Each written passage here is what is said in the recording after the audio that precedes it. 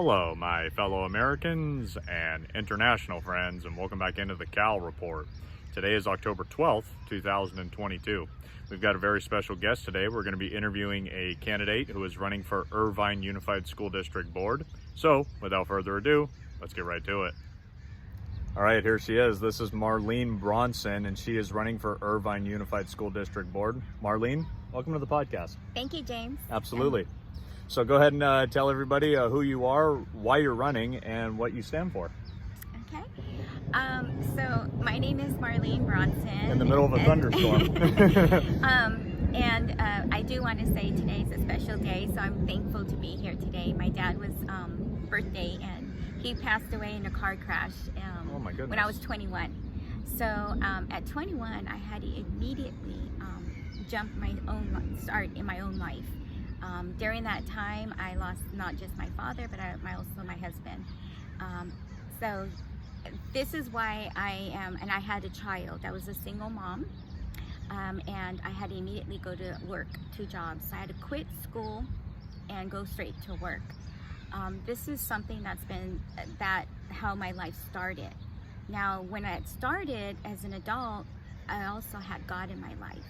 So if it wasn't for God in my life, I wouldn't have made it through those years. And with that support from Him brings me to today. Today I was praying about just life, everyday life, wasn't paying attention to the news, just trying to get by day by day.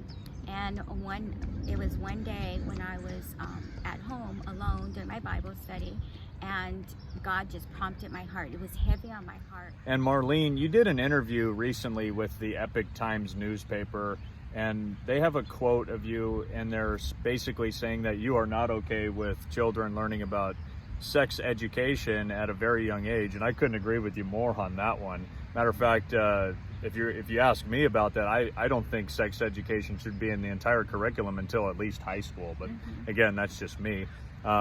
You probably agree with that, right? Yes, absolutely. Okay, perfect. And then, but you also went on to say that they should be focused on, reading, writing, math, history, and science, just all the basic stuff. If you could just expand on that, that would be great for the audience to hear, because I do think that it's important that we hear your stance on this. So imagine, being a little 5-year-old and asked to look at material, or asked, it's okay if you're a boy, if you're a girl. Their minds are still developing. Right. A children's mind's not fully developed until they're 28. Even right.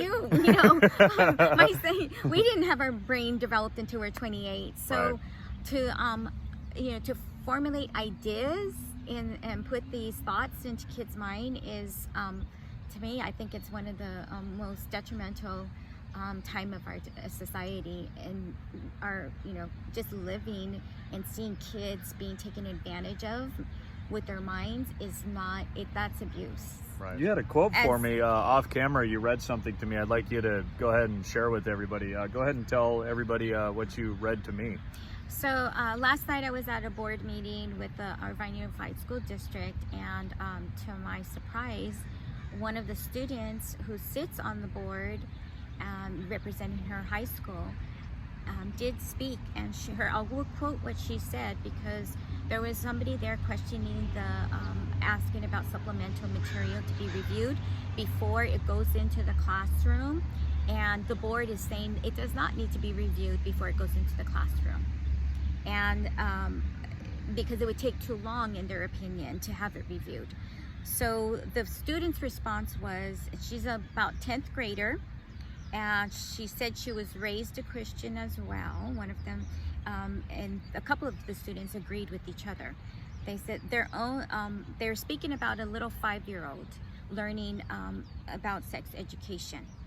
Their own identity, transgender kid who are not fully aware of it. So what she was implying was that there's thoughts, they need to be learning about these thoughts so that they don't develop mental illness later on in life. And that's why she was stating this.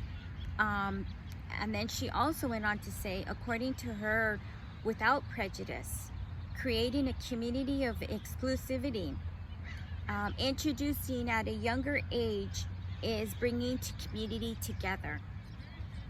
And that she also went on further to saying that, you know, as a Christian, you know, they shelter the kids. So she said, shelter students leads to further discrimination. It's crazy what they're trying to indoctrinate the kids with these days, huh? And I mean, this is a high schooler. This is Right. not even an adult. Yeah, that was a person who's in high school right now, the quote that you just read. Wow, unbelievable. Now you're running to represent Area 2 in the city of Irvine. Tell us exactly which areas of Irvine that Area 2 covers. Okay. So Area 2 has about 36,000 constituents, and it goes all the way from the 5 freeway to the 405 freeway. And it goes out towards the Jeffrey Road and Alton, and then it goes even on the other side of the freeway, goes to Culver, and then goes to the right. It goes all the way to Von Carmen, kind of business district area. And then most of the area is going to be a lot of apartments. Wow, sounds pretty large. It's very large. Yeah, for sure. It's like the state of Texas. Not that big, but yeah, sounds like it's getting close to it, right? So you are running against two opponents, Yes. and they are Deborah Hilton Cam and Katie McEwen, correct? So tell us why, or tell your constituents why they should vote for you and not your opponents. Okay. I'll tell you the differences between my opponents. The difference between both of them, actually, I'm the only one between the both of us that have construction experience. And as a business owner in the wood industry, I'm very much familiar with contracts and government contracts. So I have that experience, and they do not. So there's a little bit of leverage there. And then also medical. I've been in the administration part with medical, as far as not just the human resource part of it, but also the knowing the laws of medical in the industry. All right, so how can we help your campaign get over the finish line? A huge factor would be door knocking. We have 36,000 constituents, so I do need a lot of help. Any volunteers from high schoolers, you get community service hours, and anybody else from the least to the greatest. It doesn't matter what size or how tall or short you are, please join our team. You go to bronson4k12.org, and I would just be at your service to help. And if you need any meet and greets, want any questions to be answered by me to get to know me better, I am here for you. All right, sounds great. Marlene, appreciate Thank you coming you. on the podcast today. Thank you, James. Absolutely. All the best to you and your campaign. That's it for today. Really appreciate you guys watching my video. As always, be sure to hit that like button, leave a comment, or please subscribe to the channel. Always appreciate it, guys. And of course, this podcast is done in association with Conservative Patriots of Orange County. That's what's going on in California. God bless, take care, and I'll see you all next time.